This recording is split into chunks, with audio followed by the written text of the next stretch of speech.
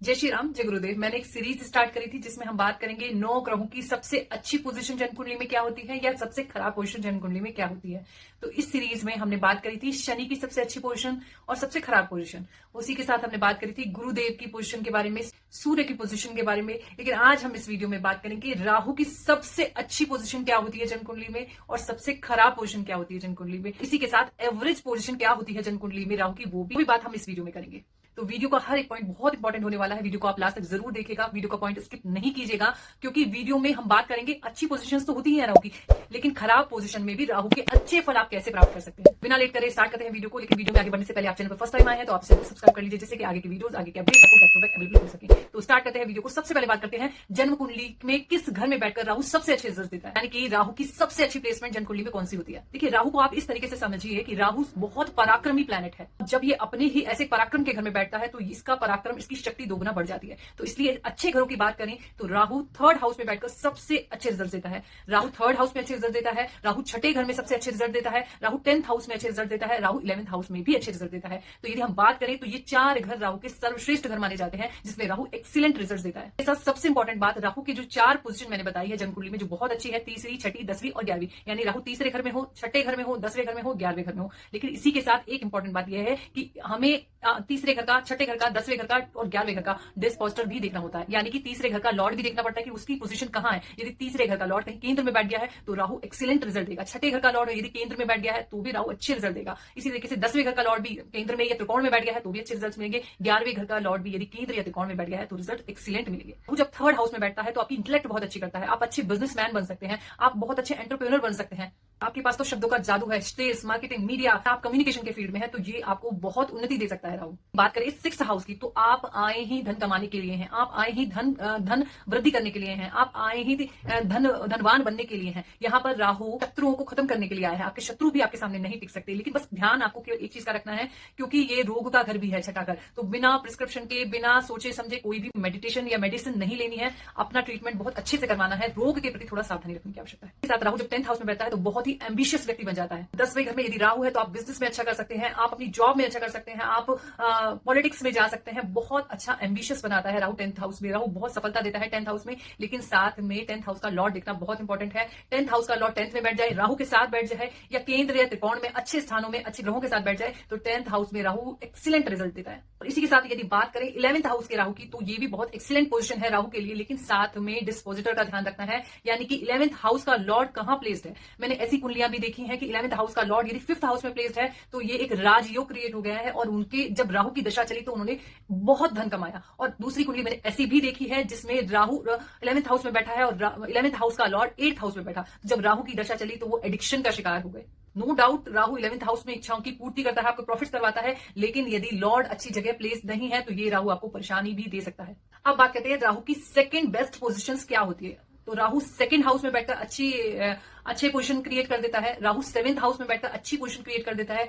4th house का भी राहु बहुत अच्छा माना जाता है, मैं आपको डिस्क्राइब करूंगी कैसे। इसी के साथ 9th हाउस का राहु भी बहुत अच्छा माना जाता है। बस ध्यान रखने वाली बात केवल ये है कि जिस भी घर में राहु बैठता है उस हाउस का लॉर्ड यदि प्लेसमेंट अच्छी है, अच्छी जगह बैठा है, केंद्र में, त्रिकोण में बैठा है तो नो डाउट राहु अच्छे फल देता है। तो बात करते हैं 2nd हाउस के राहु की। 2nd हाउस में यदि राहु बैठता है तो वो धन कमाने के अच्छे सोर्सेज देता है, धन कमाने के लिए आपको प्रेरित करता है, लेकिन ध्यान केवल ये रखना है कि आपको अपने अकाउंट में ज्यादा लिक्विड मनी नहीं रखनी चाहिए। आप अपनी वाइफ के अकाउंट में रख सकते हैं, अपने पेरेंट्स के अकाउंट में रख सकते हैं, लेकिन या आप इन्वेस्टमेंट कर सकते हैं। आपके पास जैसे ही लिक्विड मनी आती है आप तुरंत इन्वेस्टमेंट में डाल दीजिए। अपने अकाउंट में लिक्विड मनी अगर आप रखेंगे तो वो लीक होती चली जाएगी, यानी कि वो कहीं ना कहीं खर्चा होती चली जाएगी। देखिए, आपने सुना होगा 4th हाउस का राहु अच्छे परिणाम नहीं देता है। मैं आपको डिस्क्राइब करती हूँ कि कब अच्छे परिणाम दे सकता है। 4th हाउस में राहु बैठा हुआ हो, उसके साथ कोई भी प्लेनेट ना हो 4th हाउस में, साथ में चंद्रमा की स्थिति जन्म कुंडली में अच्छी हो, 4th हाउस के लॉर्ड की स्थिति अच्छी हो, केंद्र या त्रिकोण में अच्छी जगह बैठा हुआ हो, तो ये राहु आपको मल्टी एसेट्स दे सकता है। आपके पास लैंड्स की कमी नहीं होगी, आपके पास एसेट्स की कमी नहीं होगी, आपके पास व्हीकल्स की कमी नहीं होगी। ये राहु एक्सीलेंट रिजल्ट्स देता है। मतलब ये राहु आपको भवन, वाहन और गाड़ियों का सुख अप्रतिम दे सकता है। अब बात करते हैं 7th हाउस में राहु। यदि 7th हाउस में राहु बैठता है तो नो डाउट आपको बिजनेस में बहुत ग्रो करवा सकता है। आपका नाम देश विदेश दोनों में हो सकता है। आप बहुत अच्छा बिजनेस क्रिएट कर लेते हैं, आप अच्छी संपत्ति क्रिएट कर लेते हैं। राहु बहुत अच्छा आपको नाम कमा के दे सकता है, लेकिन बस ध्यान ये रखना है कि इस 7th हाउस में राहु के साथ कोई और प्लेनेट ना बैठा हुआ हो। 7th हाउस के लॉर्ड की स्थिति केंद्र या त्रिकोण में हो तो बहुत अच्छे रिजल्ट देता है राहु। लेकिन इसी के साथ फिर भी थोड़ी बहुत समस्याएं आपकी मैरिज लाइफ में जरूर देगा। मतलब 7वें घर में बैठकर राहु लार्जर देन लाइफ जैसी आपको इमेज क्रिएट कर देता है। अमिताभ बच्चन जी के जन्म कुंडली में 7th हाउस में राहु है, आप देख सकते हैं। मैरिज लाइफ में थोड़ा डिस्टर्बेंस देगा लेकिन आपको सोशली बहुत अच्छा कर देगा। अब बात करते हैं 9th हाउस में राहु।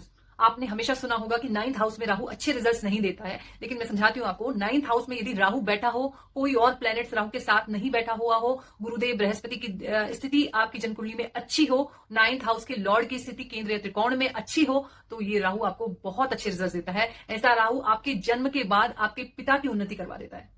अब बात करते हैं राहु जन्म कुंडली के ऐसे कौन से स्थान में बैठता है जहां अच्छे रिजल्ट्स नहीं दे पाता है। तो सबसे पहले बात करते हैं पंचम हाउस में, यानी 5th हाउस में यदि राहु बैठता है तो ये आपको आपके माइंड को बड़ा ही डाइवर्ट करके रखता है। आपको मूड स्विंग्स बहुत ज्यादा होते हैं। यदि आप किसी समस्या में फंस भी जाते हैं तो आप समस्या का सॉल्यूशन निकालने के लिए अच्छा तरीका नहीं भी अपना सकते हैं। आप सोचेंगे कि समस्या जो आई है उसे सॉल्व करने से बेहतर है कि लोगों का माइंड डाइवर्ट हो जाए हमारी तरफ से। ये बड़ा ही ट्रिकी कॉम्बिनेशन है यदि 5th हाउस में राहु बैठता है। अब इसमें उपाय क्या है? उपाय ये है कि यहाँ पर आप राहु को खाली नहीं छोड़ सकते। आप कुछ ना कुछ नई लर्निंग करते रहिए, आप कुछ ना कुछ नई बुक्स पढ़ते रहिए। आपके पास कुछ नया करने के लिए नहीं है तो आप नई बुक्स पढ़िए, नया लर्निंग कीजिए। आप कुछ ना कुछ सीखते रहिए, कुछ ना कुछ अच्छा सीखते रहिए। यदि आप कुछ ना कुछ सीखते रहेंगे तो ये राहु बिजी रहेगा और आपको गलत चीजों की तरफ प्रेरित नहीं करेगा। और इसी के साथ यदि 5th हाउस का लॉर्ड केंद्र में बैठ जाता है, यानी 1, 4, 7, 10 में बैठ जाता है, तो ये राजयोग कारक ग्रह बन जाता है। और अब बात करते हैं 1st हाउस का राहु। 1st हाउस का राहु भी बहुत ट्रिकी कॉम्बिनेशन होता है। यहाँ पर राहु एकदम फ्रीडम महसूस करना चाहता है,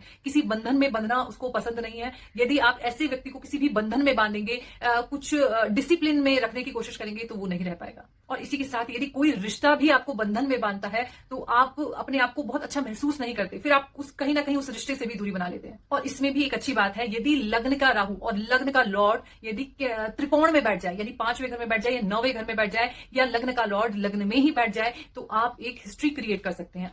आप इतना मान सम्मान समाज में प्राप्त कर सकते हैं जो और कोई लोग इजीली प्राप्त नहीं कर सकते। ये राहु आपको बहुत मान सम्मान दिला सकता है, बहुत आपका नाम ऊंचा करवा सकता है। और इसी के साथ एक इंपॉर्टेंट बात, यदि लग्न का स्वामी 6, 8, 12 में बैठ जाता है और राहु केंद्र यानी 1st हाउस में बैठा हुआ है तो ये बहुत अच्छी पोजीशन नहीं है। तो ये आपके मान सम्मान को खराब कर सकता है, आपके ऊपर एलिगेशंस लग सकती हैं। ये थोड़ी ट्रिकी पोजीशन बन जाती है। बात करते हैं अष्टम भाव का राहु, यानी 8th हाउस में यदि राहु है तो आपको मिलीनियर नहीं, आपको ट्रिलियंस में खिला सकता है। आपके पास इतना पैसा हो सकता है कि आप अकेले उसका भोग भी नहीं कर पाए, इतना पैसा राहु दे सकता है 8th हाउस में। लेकिन बस यहाँ पर एक समस्या है कि यहाँ पर जब राहु होता है तो आप सीधी तरीके से धन नहीं कमा सकते। आप डेस्क के नीचे से धन कमा सकते हैं, आप मतलब आपका पैसा एकदम सीधे चैनल से नहीं आएगा या ईमानदारी से नहीं आ पाता। और इसी के साथ यदि राहु 8th हाउस में है तो आप जमीन के नीचे का काम करते हैं, जैसे कि जियोलॉजिस्ट होते हैं, आप कोई खनन का काम करते हैं, पेट्रोलियम का काम करते हैं, तो ये राहु आपको बहुत उन्नति देता है।